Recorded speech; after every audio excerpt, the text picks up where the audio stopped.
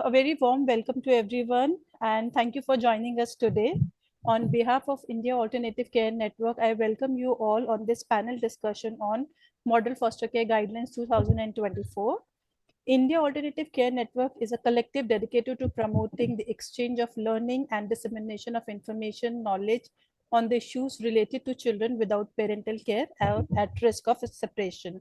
The network strives to promote and strengthen family-based alternative care. The network was established in 2019 with the support of UNICEF and is being hosted by Butterflies. The network runs with the guidance of a steering committee comprised of practitioners, researchers, and academicians with rich and diverse experience working on the care and protection of children. To fulfill its mandate of exchanging and disseminating the learning on family-based alternative care, the network regularly hosts learning sessions online and offline and publishes a quarterly newsletter and IEC material on emerging and pressing issues regarding the care of children within the realm of alternative care. All the publications and quarterly newsletters are available on our website. The webinar is an effort to continue to fulfill our mandate. Recently, as we all know, the Ministry of Women and Child Development, Government of India has issued the new Model Foster Care Guidelines 2024. The guidelines have introduced several new provisions such as child with no visitation, child having unfit guardians, foster adoption, etc., etc. And I've also simplified several other provisions to align with the amended JJ and POCSO rules. It felt important to have a discussion on current guidelines to build our understanding. To have the discussion, we have a panel who would be discussing the major provisions of the new guidelines,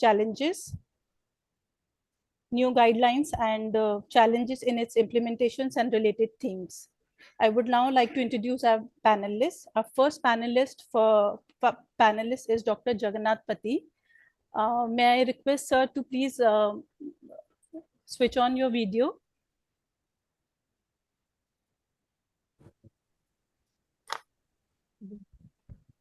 Yes. Good afternoon. Good afternoon, sir. Dr. Jagannath Pati is currently heading a division of an autonomous body of the Ministry of Women and Child Development as director. He has started his career in public service broadcasting in the Plateau region of undivided Bihar state, now called Jharkhand, to create media products of public communication through IEC activities to ensure behavioral changes and dissemination of information on major policy initiatives of the government through field and outreach activities, including news and current affairs. Dr. Jagannath brings more than 20 years of experience as a leader in the area of policy and governance in the child welfare system in India. He has widespread experience working across countless non-government and civil society organizations within the country and abroad. He has handled diverse cross-cultural, regional, and country teams. He has experience in managing programs in various management models, NGO partnership, consortium, public-private partnerships, direct implementation, and federation model. He has visited several universities in the state as a senior Fulbright scholar and has published a number of volumes on contemporary issues. He has also served as a registrar in National Commission for Protection of Child Rights, where he has worked as a national nodal officer handling grievances related to violation of child rights in the country.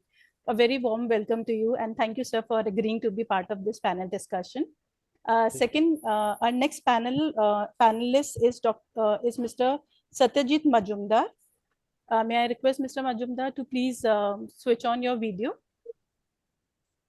Yes, I'm here. My video. Thank you. Yeah, thank you, Mr. Mazumdar. Satyajeet Mazumdar is Director Advocacy at Catalyst for Social Action. He is a development sector professional with over 13 years of experience working with non-profit organizations in various capacities. His areas of expertise include child rights, child protection, legal research, and policy analysis. Mr. Mazumdar holds a degree in law from Gujarat National Law University and has completed an online course on child protection from Harvard University and is pursuing postgraduate diploma in child rights law from the National Law University of India. We welcome you on the panelist, Mr. Mazumdar. Thank you for agreeing to be part of this panel discussion. Thank you, Kavita. Our moderator for the session is Dr. Vasundhra Prem. May I request Ms. Vasundhra? Yeah, I'm So, here. yeah. I'm here. Hello, ma'am. Hi. Hi. Dr. Vasundhra is founder and managing director of Center Excellence in Alternative Care India. She has 24 years of expertise in child protection and rehabilitation of vulnerable and trafficked children.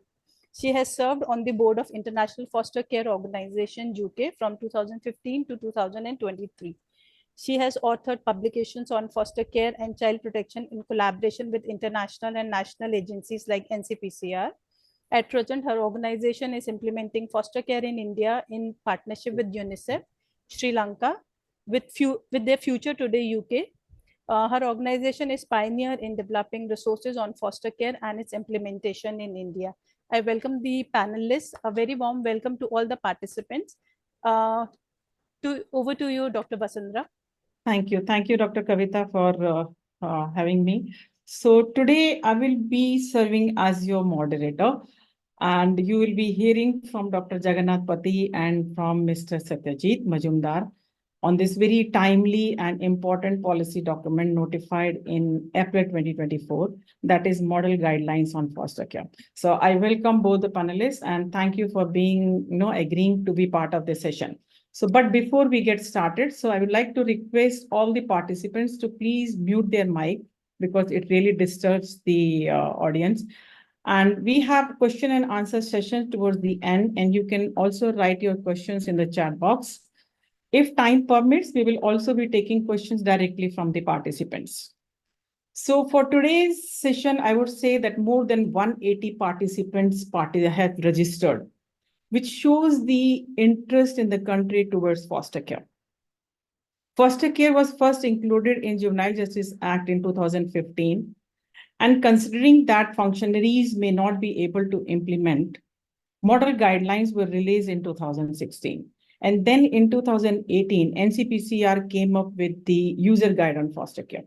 Now in 2024, owing to the amendments of the Juvenile Justice Act and also in the JJ rules, model JJ rules, there was the requirement to amend and revise the model foster care guidelines, and which has been notified last month in April 2024. And because of this, there is curiosity among the stakeholders and also the CSOs to understand these guidelines and the changes which has come from 2016 to 2024. So, Dr. Pati, given that you have been involved in the process of revising the guidelines, so my first question goes to you.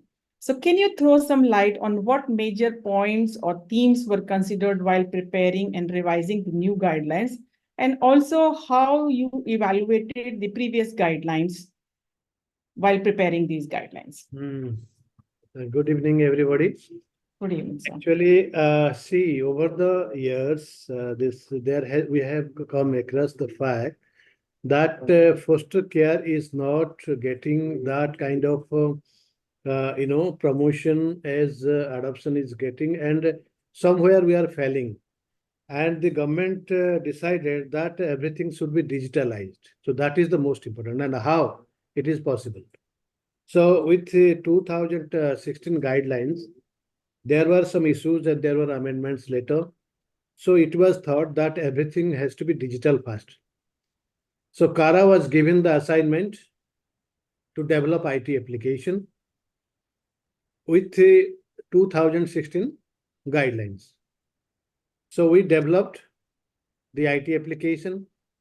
In between, we also had a number of consultations with the states, service providers, what is happening about foster care and what are the changes, some best practices. So we wanted to promote individual foster care. And the IT application became ready. So we started, even if before notification of the guideline, we started registration.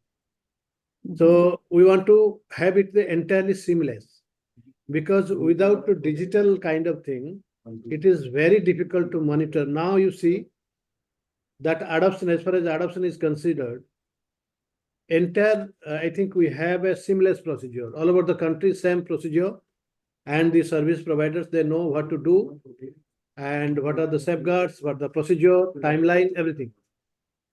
So with that intention that it should have digital mode only. There is nothing like, the other mode manual. So that was the first intention. The Mhm. next intention was that there was some discrimination, like single parent was not allowed, and something about the upper age criteria, right? Then in the meantime, we also developed foster adoption. You will be happy to know that we have several cases of foster adoptions. And though children, each case is a best practice. Though children are 17 years, 16 years, and just at the verge of becoming 18 years, so they are already in the foster family. They also have the legal free certificate, but somewhere things were not happening. So that foster adoption also we introduced online. And I think last 2 months we have completed 10-15 foster adoptions. So that is doing great in the sense we wanted to do something that can be monitored, that is transparent, and there is nothing like, we are hiding something. And we want that all our stakeholders, like DCPU is the major stakeholder, DCPU and CWC, and they understand their duties and responsibilities. And this way, we can give really a fillip to the cause of family foster care. So, you want to raise any question on this? So we will be coming back to question answer session and the end.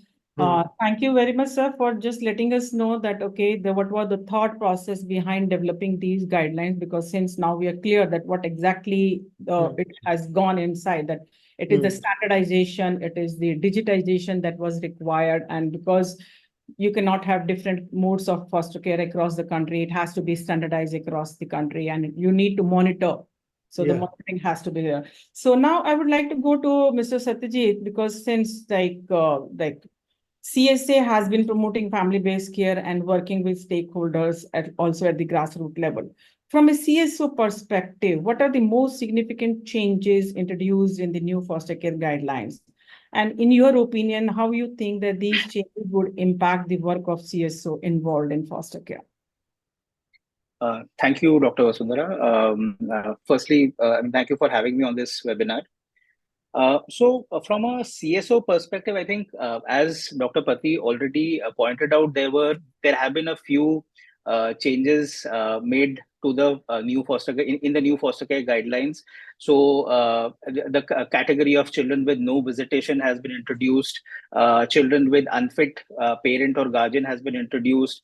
Also, priority has been given to hard to place children who are as per the adoption regulations, the definition of hard to place children. So they also have been prioritized and included in the eligibility criteria for children. I think as far as the role of civil society organizations goes, I firmly believe that NGOs or civil society organizations, they need to work with the system, with the functionaries, with the government to try and help them implement the rules, the laws, and side by side also try to fill wherever there are gaps. So in terms of, I think with the introduction of these three new categories, I think what essentially the role of civil society organizations has become more important in a couple of aspects. Firstly, when we are talking about children with no visitation, we are saying that children who have not been visited by their children who are in institutions who have not been visited by their parents or guardians for over 1 year. So I think the process of trying to trace the family or trying to ensure the connect of the child with the family, so that so basically to ensure the connect between the child and the family, that is one area where I think civil society organizations need to play a role. Secondly, with respect to unfit guardians, where if you look at the guidelines, it has clearly defined the this term, who are to be considered unfit guardians. I think that is where again the role of civil society comes in, where we as organizations can try to work with the families of those children who are in institutions for a long period of time, and see to it that the connect of the child with the biological family does not break. So while it is great that the child can be placed in foster care, and the child can child who has been in a long-term institution care can experience the love and care of a foster family, I think side by side it is also required that the biological family of the child is strengthened, so that after a particular period of time the child can be restored or reunited with the biological family. That I think is an important area where civil society organizations need to play a role. I mean, support the district child protection unit and and other authorities to work with the biological parents, so that their status can change from being unfit to being capacitated to take the child back with them. So I think that is one area where civil society organizations would play a major role. Thank you, Satyajeet, for bringing this no visitation children and the unfit category of children in this purview. So, Dr. Pati sir, I have another related question with this, because since new 2 categories have been introduced in these guidelines and everything is being digitalized, like everything is on the portal, how do you think that what would be the major challenge which government is going to face when you are going to implement foster care in the states?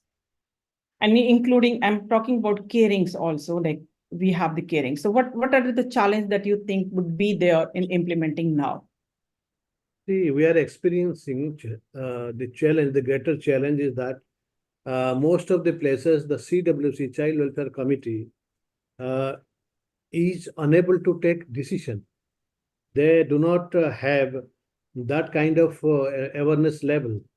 And we have recently, we have come out with a protocol that is on identification of children.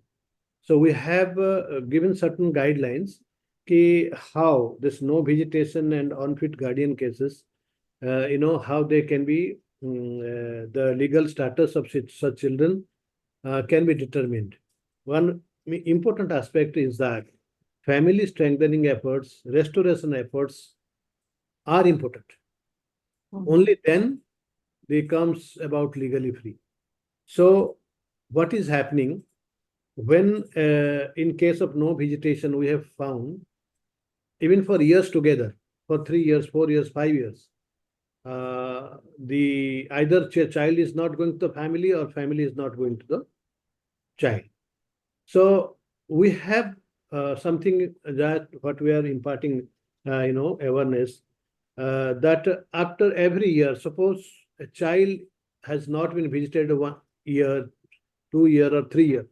After 3 years, if you find that nobody is interested to visit each other, so there should be alert, more careful, and the civil society we are talking about, actually we need more involvement, because at the grassroots level and child welfare committee for their, for understanding the law that is operational, the protocol, the IT application, and now we have given login ID to all CWC members. Login ID to all CWC members. So this is really challenge, this both unfit guardian cases and no visitation. Let me tell you the numbers. As on date, we have 30,798 children, out of which 3,136 are orphan, 4,653 abandoned, 2,452 surrendered children. No visitation, it is 2,285. Unfit guardian, it is 3,586. And there are other children in the home, that is 17,686. So what is that other category? Let me just inform you. The other category means they belong to either of the 5 categories. They belong the bigger group, that is 17,686, belong to either of the 5 categories. So the adoption agency, the child care institution, they are just shifting from one category to the other, so that at a time, the all the 5 categories of children are intact. Like, in the sense, in the other category there should be minimum of children. Minimum of children. So our efforts are on awareness, and I think you are also a resource person for Kara. So it is going on, but a lot to be done at the grassroots level. So that we understand. That is the challenge. Okay, thank you, sir, for giving the numbers, which are very important, because when we look at the number, that 17,686 numbers in other categories is a very big number, if you ask me honestly. And they need to fall in either of the 5 categories, one of the 5 categories they have. And for this, the DCPU, CWC, and the CSOs, they really need to work hard to ensure that they go into these categories. So accordingly, we work for their rehabilitation. So, Dr. Mazumdar, what according to you think that CSO might be having the challenges, since now we have the 2 more categories, and now we have the digital platform for foster care? There would not be and the role of CSOs is not defined in the guidelines. So what do you see the challenges according to you, and how to address those? So, like Dr. Pati rightly pointed out, I think one role of civil society organizations is definitely to create more awareness about the provisions of the new guidelines, do trainings with functionaries, help them with the process. Another role, and this is also a challenge which I see, is identifying families who are eligible to take children in foster care. So I think that is also something for which we need to do a lot of awareness at the local level, at the state level, to make people aware about what foster care is, what is their expectation with respect, what is the expectation of the law from them as foster parents, and to identify such people, parents in the community who can who are willing to actually accept the child in foster care, and side by side making their role very clear to them that it is very different from adoption. So if you are thinking about taking a child in adoption and you are considering this to be a second option because adoption takes such a long period of time, that is not so. This is a temporary temporary care for the child. So I think that is one aspect where civil society, which is a challenge, I think, right now. I mean, in our state, what we have seen is there are very few people who are registered as foster parents. So the database that the government has of people who are registered to be foster parents, I think there are hardly any numbers there. Secondly, I think also the new foster care guidelines has very clearly specified that it has given a preference of placement for children. Basically, it has said that the first preference for placement of a child in foster care would be with the extended family, and then with a unrelated but known family, and the third would be an unrelated family, entirely unrelated family. So given that this priority has been set in the guidelines, I think the role of civil society organizations in support with the functionaries is also that we try to locate the extended family of the child so that the child can be placed with them. If not, then locate and prepare and orient the unrelated known family. So that is also an area, I think, which is a challenge, and where the government and CSOs, civil society organizations, can work together. Okay, so now, since we all know that, okay, foster care is a marathon, we all know that it's not a sprint that you start and within 2 years or 1 year you can get the results. The results of foster care might be visible maybe 10 years or maybe after 15 years. So we have to have a long-term plan to ensure that the children, those who can go into foster care, they really go out of the foster care and they get all the benefits of the government and they are literally taken care of. So, sir, Pati sir, my question now is to you, that how the government will be monitoring and evaluating the effectiveness of these guidelines, and also to ensure that India doesn't commit any mistakes which has been committed by other countries. So, what are the plans of the government on this?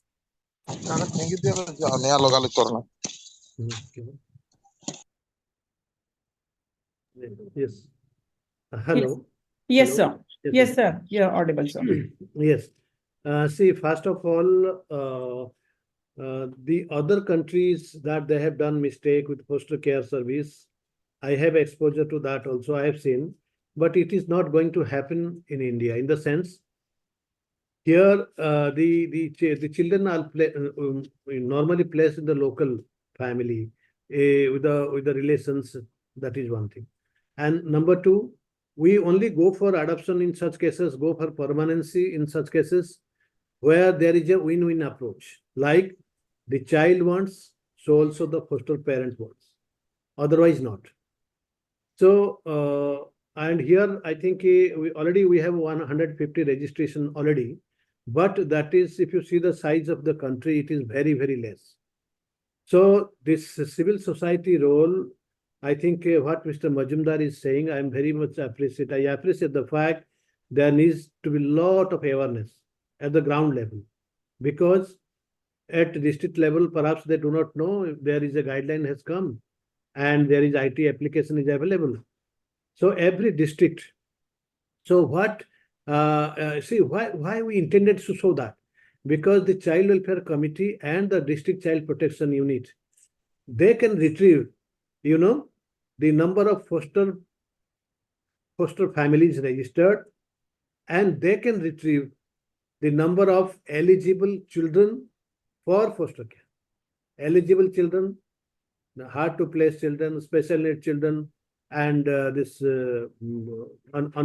unfit parents, children of unfit parents, then the other category also. So my the submission is that we are trying to, now we have issued a letter to all district magistrates in the country, giving them that, see, your district, in your district, there are so many children in 5 categories, and only this number of children have been registered. And there is a lot of scope for foster care and adoption.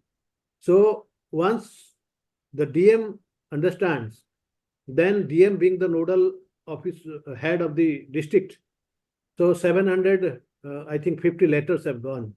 So then the CWC, because DM can monitor the CWC, they are now under the control of the DM, CWCs. And at local level, when there are training and development activities, the local authorities, they can arrange. At state level, we can arrange. And of course, any civil society or institutions, they are working on non-institutional care, they can also arrange. And the guidelines are already available in the CARA website. So there should be no issue. We need extensive, you can say, awareness on the subject. Okay. Thank you, sir, for that. And now moving to our next session, which is the question answer session. As I told sir earlier that while registration of participants, we asked them to write questions and they have raised many questions. So I'll be taking few questions from that section before opening the forum for direct question answer session. So the first question, which is very important, and sir, I would like Mr. Pati sir to answer that. Our first question is, what is exactly meant by extended family, whom we can consider the extended relatives as it is there in chapter 1 and clause number 6 and 2. So what can be those relatives, because there is a lot of confusion and who fall in that category?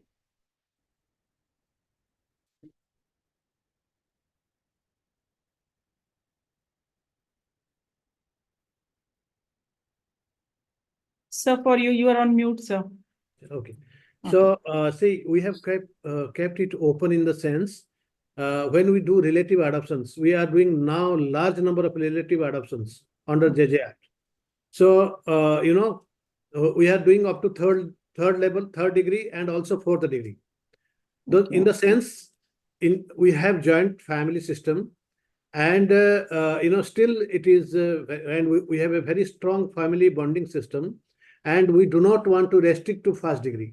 And those are successful adoptions happening. Similarly, the extended family, that can go up to third level and fourth level also.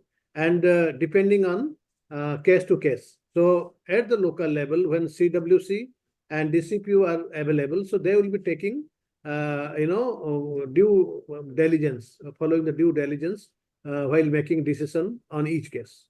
So what I understand is basically it is the wisdom of the CWC and the experience who they consider as extended family. Yes, There is yes. no such as such the list of Yes. extended family that who can be there. Thank you, Yes. sir, for that. So now coming to next question, which is for Satyajeet. Satyajeet, there is one question for you that says that how can we prepare foster parents to avoid disruptions, which many times happens on very simple reasons like the child is not brilliant in studies, or the child is eating too much, or the teenager has taken an auto to come back from school rather than coming from the school bus. So what do we do to avoid such, on silly reasons or simple reasons, one, there are disruptions? That is another for you, Satyajit. Right.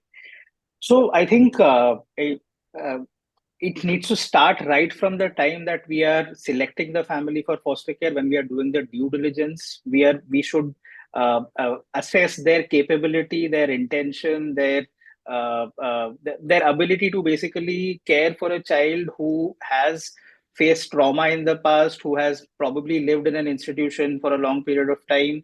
So it starts from there.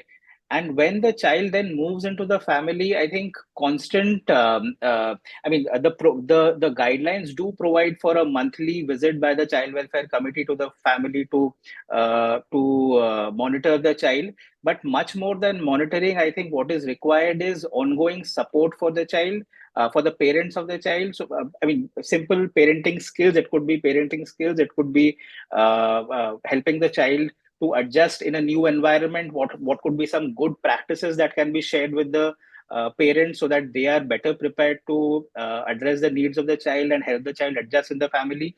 Also connect with the biological family is something which is required to be made by which is required by the guidelines to be maintained between the child and their biological parents. How does the foster family facilitate that and ensure that?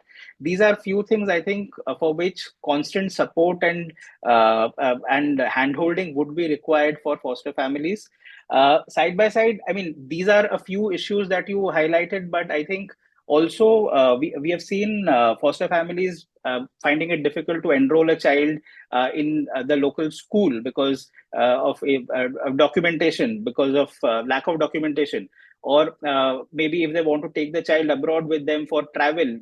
Such issues do arise and they need somebody to support them throughout the process. I think what happens is, just like a family which has a young couple probably who has a baby, and there is already a system around them. There are so many people in their family, people in their neighbor who have already raised children, who can tell them, who can support them, who can give them guidance as to how to go about raising a child. I think right now we don't have many we have hardly any foster families that we find in our society, community, in our neighborhood. So that support right now would need to be provided by the system. And for that, we need to have a proper orientation of the foster families, proper training before they accept a child in foster care, so that disruption can be avoided. Thank you, Satyajit. Sir, this is another question which is coming for you, and that is basically that says that so we are aware that the foster of special need children is a challenge, and also in adoption. We all know that. So what steps are being taken by the government to promote foster care of special need children? You are raising the question about special need children?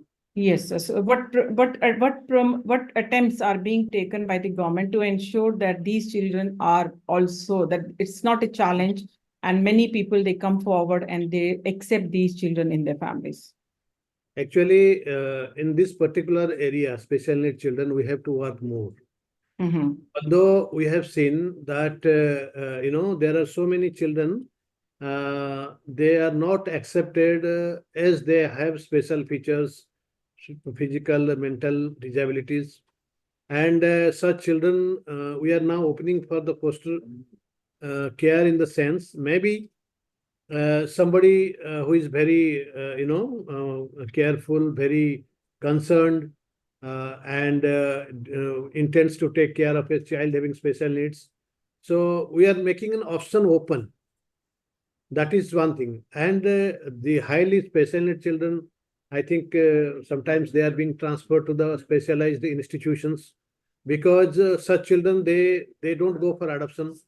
And if they don't go for foster care, I think the last resort is quality institutional care in specialized institutions that I think that the government has to facilitate. And that is happening at the state level. Some states are taking more initiative, some are not. So that is an issue. We have identified that issue. Okay, sir, related to this particular the special need children. So can there be some possibility, because it's a very special need child and you need a special care for that, and you have to be really professional, or I would say you have to be very, something to work extra. Do you think that, or it would be appropriate to say that the families who are taking care or fostering special need children should be given special preference, or maybe the monitoring benefit can be increased, something special because they are taking care of special need children? Can there be some provisions like that? See, actually, the normal monetary incentive may not be that much attractive. Let me tell you, the real motivation should come from within. So monetary incentive for that in India, otherwise foster care could have grown. So that is not happening. So we have to really create a favorable atmosphere in the country, so that more and more parents should come forward to either adopt special needs children or foster special needs children. And in case of adoption, let me tell you, mostly the children are placed in inter-country adoption, those who are having special needs. And hardly, but very few children having special needs are placed within the country. So this is a reality, and we have to work more on this. Okay, sir, there is one more question which is related to children, those who are in foster care. This is something related to aftercare. The aftercare of children, those who are aging or leaving the foster care system. As per Juvenile Justice Act, the aftercare provision is for children, those who are in CCI. So how do you address that, sir? What would be your take on that? See, for foster care, the definition of child is 0 to 18. I think 6 plus, mostly 6 plus. So in such case, those who are already aging out of the institution, I think foster care is not a possibility for them, because the eligibility age is up to 18 years only. And by the time, if they developed relations and all that, then if the foster parent is keen to retain the child or whatever. So those things, I think when we really deal such cases, we may bring some modifications in the guideline that can be taken up at a later time. Once, we are experimenting for the first time digitally online foster care. We may face some issues. We may face some problems. So if there is really any practical issue, we can go for revision of the guidelines also. Okay, so there is another question which has come up, and this is regarding the extended family and the relative of foster care. The thing is that when we say extended family, that falls in the category of kinship care. So there is a lot of confusion about foster care and kinship care. So how do we remove this confusion? When we talk about the preferences, the first preference is extended. So the moment we say extended family, it falls under the category of kinship care. So how are you going to monitor the kinship care also? Because usually the families, they do not want any intervention from the government when they want to have the child. So see, all foster care are not kinship care. All foster care are not kinship care. So, when the child is with a relative, so that is kinship care. And when the child is not with a relative, that is not kinship care, that is simply foster family care. So how we want to, address, what is the point? what exactly you want to raise the issue? So there is an ambiguity when you talk about the preferences of the child needs to be given in foster care. The first preference that comes is the relatives, the extended family. Yes, So yes. yeah. So extended no family conflict. is foster care or Yes, the yes. kinship care. So that See, is the conclusion over there there. is no conflict. It is in the UNCRC, in the JJ Act, whatever, and the rules also. The priority of relations, socio-cultural milieu. So that is important. So Yes. therefore, it doesn't differentiate. Rather, it integrates in the sense, foster family, the first priority is of course relatives, and maybe the distant family members. If they fail, then the other way. So that is a requirement actually, justifying that we have exhausted that relations. Okay. Thank you, sir, for clarifying this. And now let's go to the audience for questions. And I think if I am opening this forum for direct questions from the participants. I think they have raised hands and they have also given their questions. So whoever is asking the question, I will request them to please state your name, organization, and from where you are, which state you belong to, and who do you want to answer this question. So first, Kavita, can you just announce which question needs to be taken now from the chat box? Sure. I think Miss Geeta Rani from Prerna has a question. If she wants to ask. Yeah. Hello, am I audible? Yes, you're audible. Hi. Namaste. Thank you so much for this webinar. It's extremely helpful. I think जो doctor Vasundhara का question था, मैंने भी वही यहाँ पे लाने की कोशिश की थी। क्या नए गाइडलाइंस के अंदर हम किनशिप केयर को इंडिया में रिकॉग्निशन दे रहे हैं? फर्स्ट क्वेश्चन ये था। और सेकंड क्वेश्चन, किनशिप केयर पहले से ही सदियों से चलते आ रहे हैं हमारे देश में, जहाँ पे अगर एक पेरेंट्स अपने बच्चे को संभाल नहीं पा रहे हैं तो उनके रिश्तेदार बच्चे को संभालते हैं। नाउ उन सिस्टम का उतना इंटरवेंशन नहीं था, मॉनिटरिंग नहीं था। तो अभी भी CWC ऑन ग्राउंड में भी क्या करते हैं, अगर पेरेंट्स अनफिट है बट नियर बाय रिलेटिव है जो फिट है, ख्याल रख सकते हैं, तो उनके हाथ में बच्चे को रिस्टोर कर देते हैं ड्यू वेरिफिकेशन करने के बाद। तो क्या ये प्रोसेस अभी स्टॉप हो जाएगा और जो रिलेटिव बच्चे का कस्टडी लेना चाहते हैं, क्या वो उनको sponsorship and foster care approval committee के थ्रू से अप्रूव होके आने पड़ेंगे, और फिर तभी जाके फॉस्टर केयर गिवर डिक्लेयर होने के बाद भी क्या वो बच्चे को रख पाएंगे? मेरा ये एक सवाल था। दूसरा, अगर वो रिलेटिव के पास रहते हैं तो क्या उन रिलेटिव को ये फॉस्टर केयर ऑर्डर बार बार रिन्यू करते रहने पड़ेंगे क्या बच्चे को उनके साथ रखने के लिए? Thank you. Thank you. So, yes, sir. Yes. See, kinship care, we are just, maybe we are confusing. See, kinship care is from the time immemorial. We are having this kind of relations. And we should not highlight the kinship care too much because it is part and parcel of our culture. Everybody must be having joint family, joint relations. So kinship care is that exists. And that is in our social system, in our fabric. So the other aspect is we should not confuse with this foster care. And if the other question is that I just forgot, what was the other question? So her question is that if we are placing the children in kinship care, are you going to monitor the kinship care as well? That means, are you regulating indirectly? Are you regulating kinship care? Is that correct? See, everything will happen as per the guidelines, in the sense if it is falling, if they are registering in the system. See, even in adoption also, relative adoption also, once they register, the system monitors that. Everything now.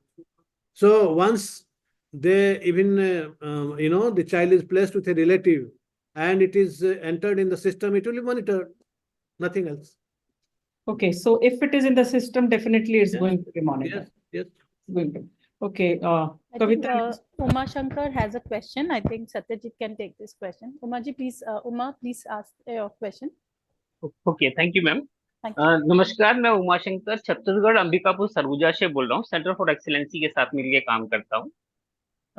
Sir, मुझे ये जानकारी चाहिए कि 2016 के guideline में NGO के लिए foster care में रोल था, परंतु अभी नए गाइडलाइन में फॉस्टर केयर के लिए कोई गाइड मतलब इस तरीके के दिशा निर्देश नहीं दिए गए हैं। तो ऐसा नहीं लगता कि फॉस्टर केयर की प्रक्रिया धीरे हो जाएगी?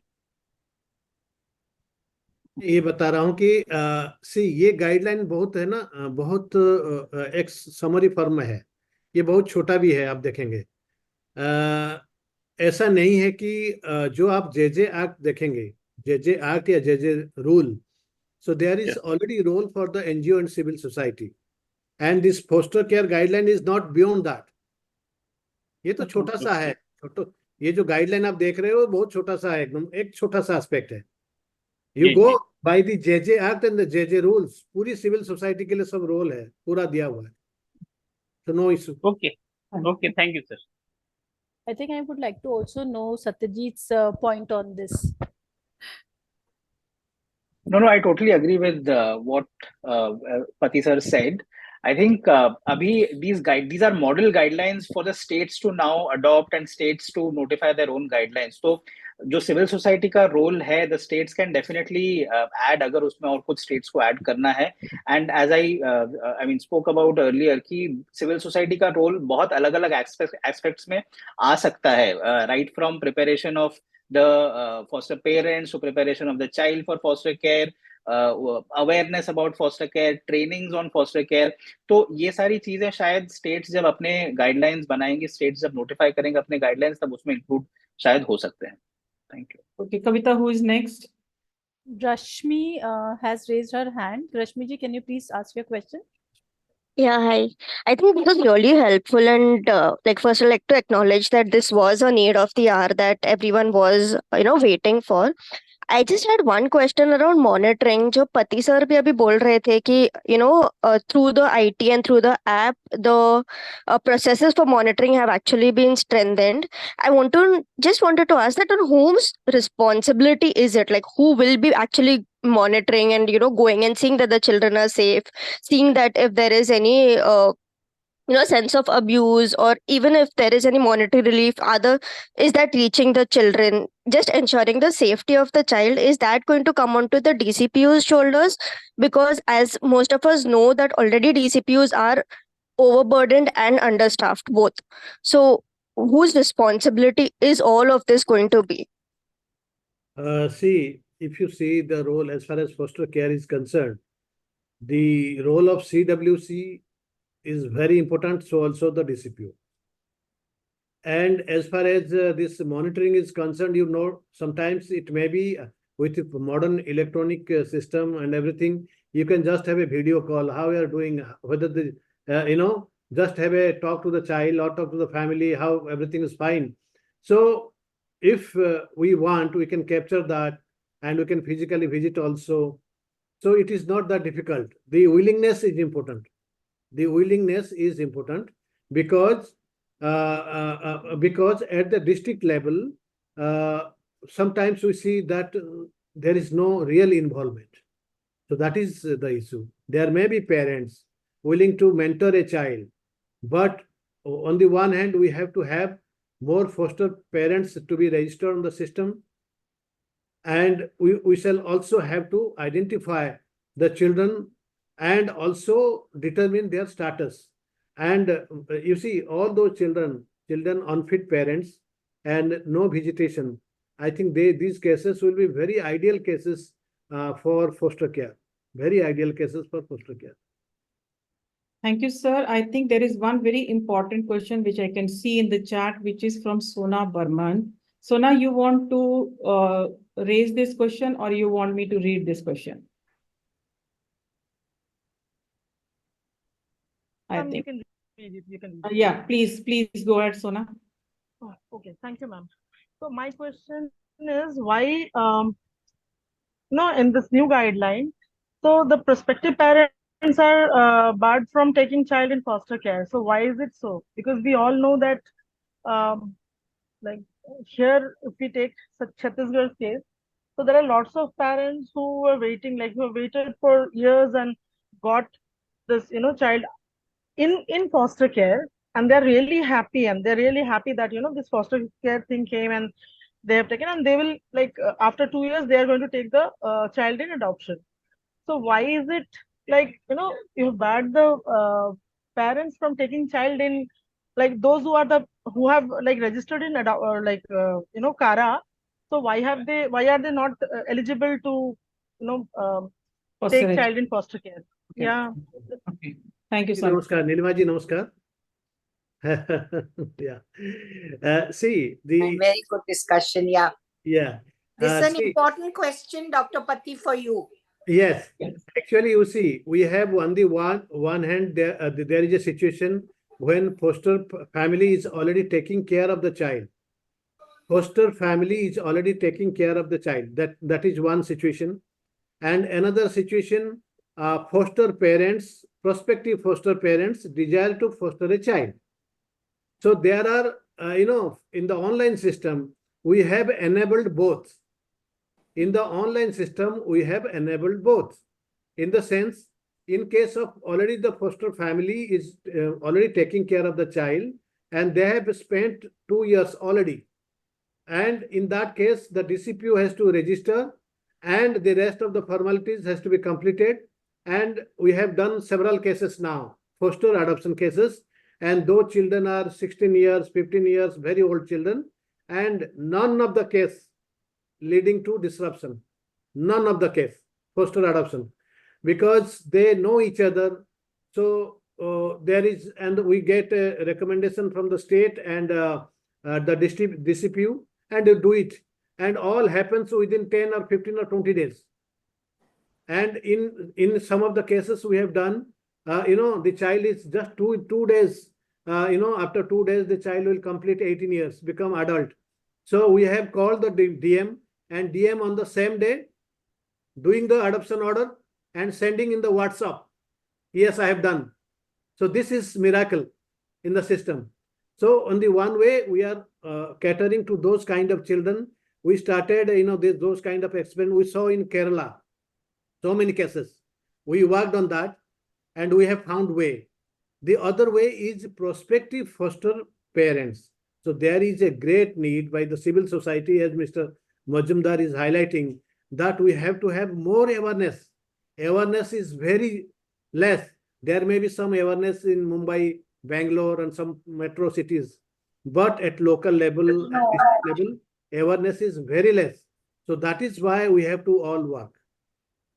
So there is another question which is related to this, and the thing is that the prospective adopted families, before the notification of this guideline, they have also applied for foster care. So how they will be going forward, how they are supposed to do? They should be debarred from taking the child in foster care, or those who have already registered for foster care, they should be allowed to take the child in foster care. Whether it will have retrospective effect or it is going to be effective from the day when it came into See, there is a system that we have. Either you go for foster care or you go for adoption. Either you go. See, you have to choose one. You cannot have both the choices at the same time. So that is what we have stipulated right now, and maybe later with the whatever, if there is a observation or some kind of something comes out of the participants or something, we can work on that. Right now, we have a clarity that either we go for foster or adoption, not both the time. I have a question. Yes. Can I? Yes, Nilima, please. Yes, madam. Yeah, thank you. Hi, everybody. It's so nice to see all familiar faces and all. Dr. Pati, my question was about, can this foster adoption become a backdoor entry into adoption where the qualifications or the eligibility criteria are overstepped and they keep a child for 2 years and then adopt that child in terms of age factor or in terms of other eligibility criteria? Would that be a concern, is my question. So, ma'am, actually, we have seen that there is very rare possibility in the sense, those who are in foster adoption cases, they are all 15 plus. They are already staying together. Only we are determining their legal status. Okay. Only we are deciding their legal status so that the child has got the family, the child has all the rights. Okay. So there is no no way for a backdoor entry in Okay. adoption Okay. cases. Okay. Okay, so thanks. So I think because of the shortage of time, we won't be able to take more questions. But before we end, I would like to have very short question. I have short questions, and I would prefer short answers from both the panelists. So, final question, sir. What is the one biggest challenge for government to implement foster care as of now? Yes, sir. the challenge is that we need more involvement of all stakeholders, DCPU, CWC, and also a lot of awareness activities, training at the local level. So that is the great challenge now. Okay, so what according to you, Satyajeet, is the biggest challenge for CSOs to work in the area of foster care in the districts? I think same. I think awareness is greatly required for foster care to be successful at the local level. Identifying more foster parents, people eligible to be taking children in foster care. So that is the main challenge, I believe. Side by side, of course, challenges related to monitoring and follow-up are also there, so that we ensure that the children who are going into foster care are also safe. So yeah. Okay, so this question is for both of you, sir, and to Satyajeet. What, according to you, both is still missing in the guideline that should have been included? Slightly straight, but still missing, which should have been included. Both, I would like both the panelists to answer this. See, from government side, I can say that even if we notify regulations, we notify guidelines, that is not for the first time. It's, after feedback, we change it. We again go for amendment after 4 or 5 years. So we are open to ideas and we are open to thoughts. Whenever there is, we feel that some issues to be included, we can do that. So, but this is in the past go, we have released the guideline. After implementing the IT application, we became satisfied. Okay, IT application is fine. Then release the guideline. So once in future also, if some kind of feedback comes, we'll definitely incorporate those changes. Okay, so Satyajeet, what do you think which is still missing and should have been part of guideline?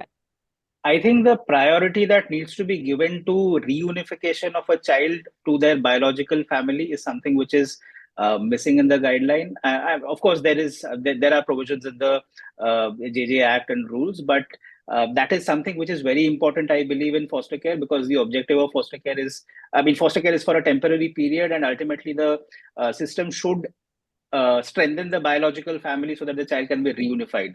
So that is something which I would have really liked if the guidelines detailed upon. Yeah. Thank you both the panelists. And in the end, I would like to highlight few important things that we need to that needs further deliberations.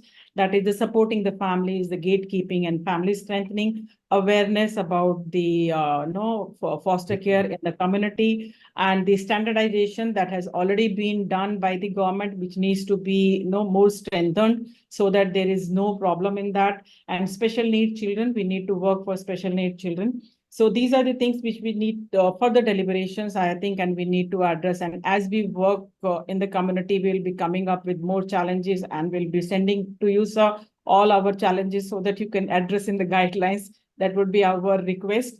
And I really appreciate Dr. Jagannath, Pati and Satyajeet Mazumdar for apprising the participants on the latest model guidelines on foster care 2024.